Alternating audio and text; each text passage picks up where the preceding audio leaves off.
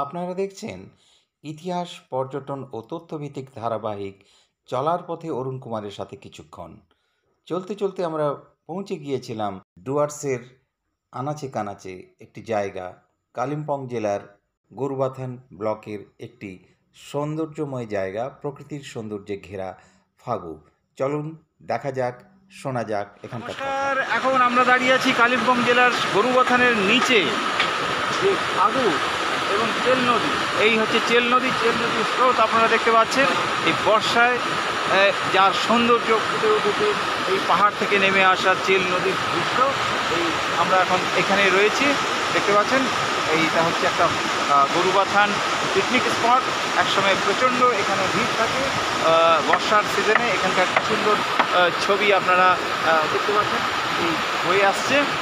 এবার আমরা ওই পাশটায় যাব, ওই পাশটা দেখাবো যে কীরকম লাগে দেখতে। যে সমস্ত পর্যটকরা আসেন বা দেখেন সেটা দেখতে পাচ্ছেন যে এই হচ্ছে সেই নদী। এবং আমরা ন্যাশনাল হাইওয়ে 31কে যখন ক্রস করি তখন এই নদীটাকে আমরা ক্রস করি। এই হচ্ছে এই ডুয়ার্সের একটা অন্যতম সৌন্দর্য। দেখতে পাচ্ছেন এই পাহাড় থেকে নেমে আসা এই ছবি এবং এই দৃশ্য। সঙ্গে থাকুন, ফিরে আসছি একটু পরেই। এখন দাঁড়িয়ে আছি আমরা আপার ফাগুর ঠিক মাঝখানে। এইখানে আমরা একটু আগে একটা বুদ্ধিস্ট মনেস্ট্রি পেরিয়ে এসেছি। এই সুন্দর প্রাকৃতিক সৌন্দর্য আপনারা দেখতে পাচ্ছেন। ফাগু পাহাড় এবং চা বাগান এখানটা রয়েছে। এবং ওই যে দেখতে পাচ্ছেন অনেকগুলো পাহাড়ের এবং কালিম্পং ডিস্ট্রিক্টের সবথেকে সৌন্দর্যময় জায়গা ফাগু চা বাগানের মাঝে আমরা রয়েছে। আমরা যাচ্ছি এখন ঝান্ডির দিকে। ফিরে আসবো খুব শীঘ্রই, সঙ্গে থাকুন।